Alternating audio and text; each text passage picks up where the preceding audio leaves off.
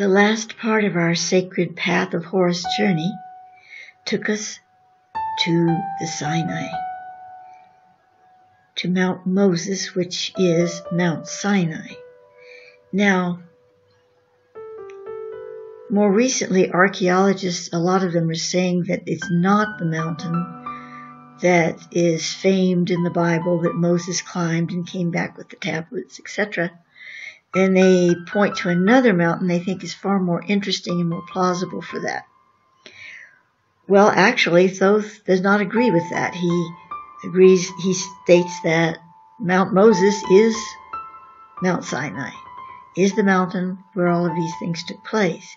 The other mountain, and I wish I had the name of it at the moment, but I do not, is a very special place, a very sacred place, but it just doesn't happen to be, according to the Thoth extreme, the actual mountain of Moses.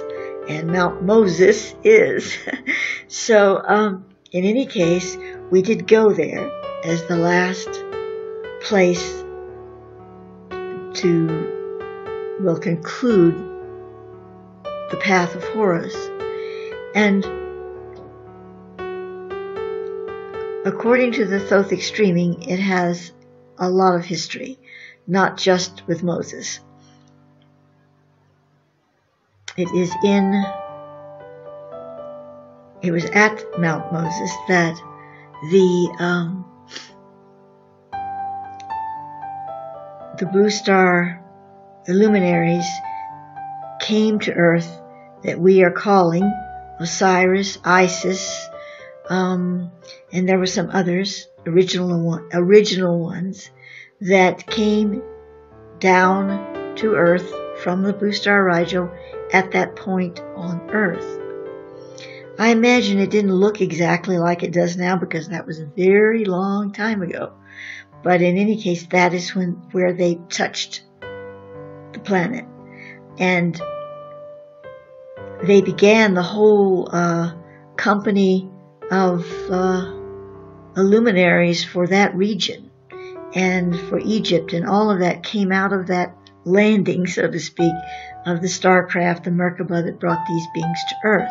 Now, of course, this is not the whole picture of beings coming to this planet, but I'm speaking specifically of this grouping and of what they began in what we now know as Egypt. So that is certainly a very important event that took place there.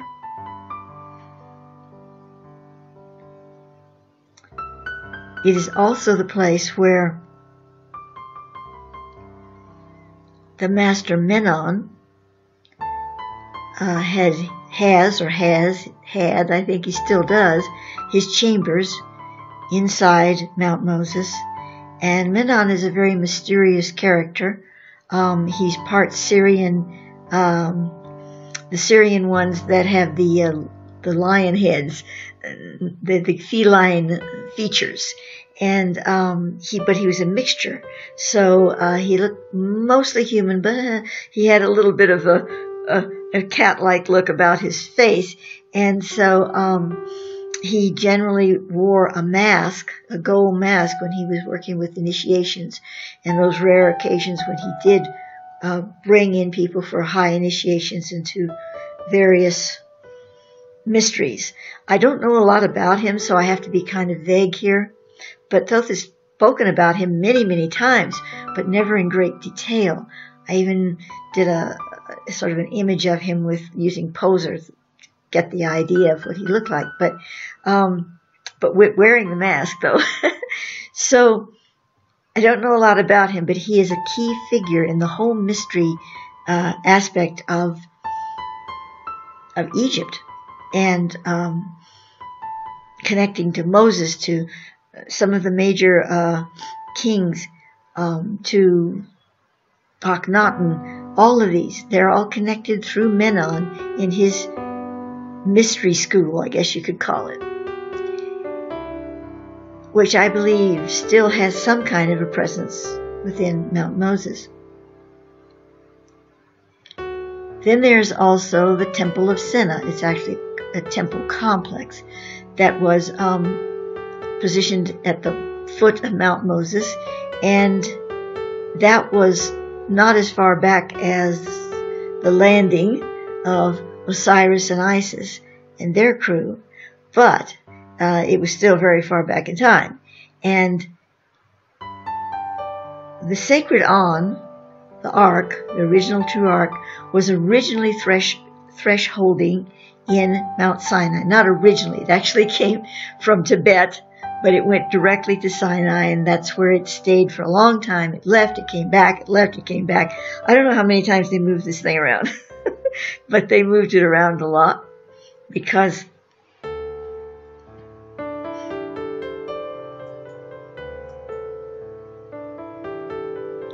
as I was stating, because it is sort of a tracking device, or it used to be, where like he equated it to moving a crystal across certain grids of the earth.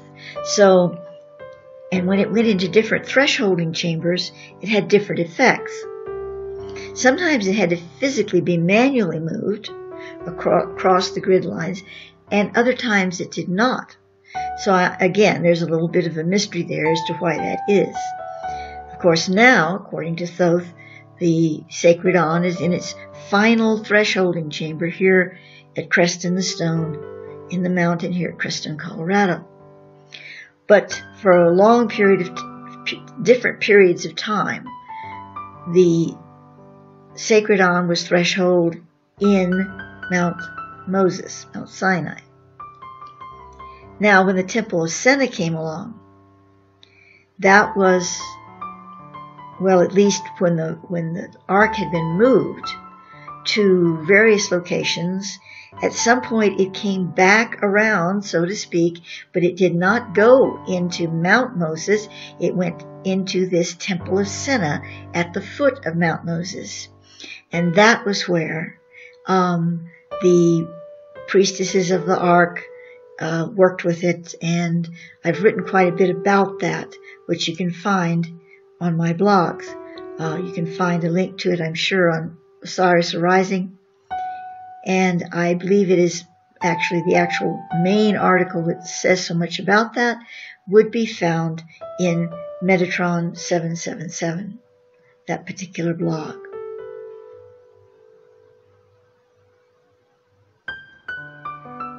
And so many things have occurred at Mount Sinai, many more than that, but these are things that I'm just bringing to your attention that have so much merit in regard to the whole beginning of the movement of star beings and help from above, so to speak, codes and light codes and things that we needed to work our way through this labyrinth we call Earth. And a lot of it was begun in this now desert region that we call Sinai.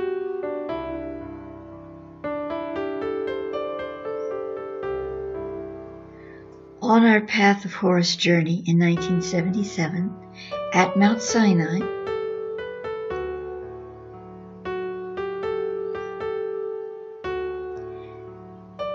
we began with an anointing of frankincense, and then we gave the following invocation, which all of us spoke together. We summon the powers of the angels of the ark to grace our presence upon this sacred ground. We reinstate our covenant with the earth through the oath of An Amir. This we recognize as a bond we share in the flaming tree of spiritual life, which is the fire of the spirit serpent, forever burning within the soul of matter.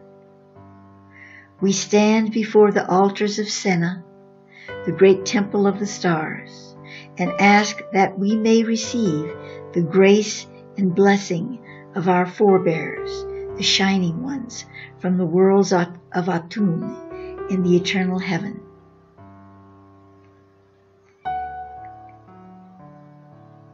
And to each individual, Simeon and I stated as we anointed them.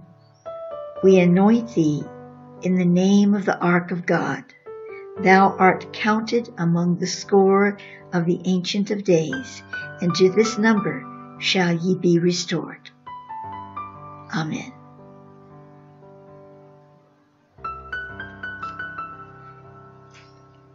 As you hear this, know that should you desire, should you intend, you can be open to receiving this blessing as given now, as if you had been there, standing before the great mountain, actually upon the great mountain, and receiving this blessing, not from us, but from your own higher being, quickened, awakened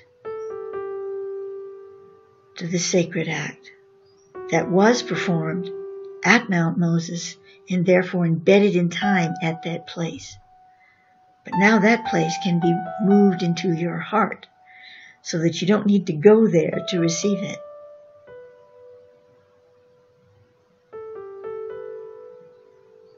And so it is.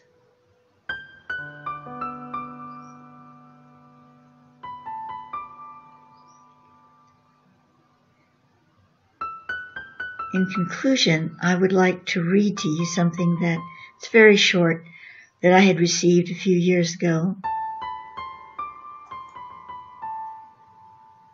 This is on my Spirit Mythos website. It is a prayer it comes from the prayers of Utharum, a Sinai text from the Temple of Senna. Divinity, center in my being. Lift my thoughts to the summit of true experience with thee, for in doing so, thereby will my mind know peace. I plumb the depths for thy waters sweet, and seek the heavens for thy shining star. Hope is forever on my horizon, yet I seek thee in pure knowing, nevermore to go out from the door in the mansion of thy dwelling. I wholly offer myself up to thy abode and sanctify thee in my heart.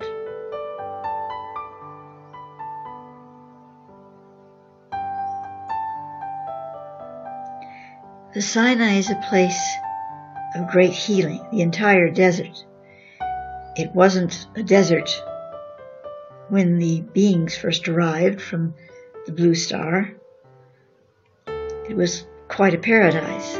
Now it is a desert. However, it holds deep waters, deep spiritual impressions, ancient messages that are just as alive today for us as they were when they were set into motion in this sacred region.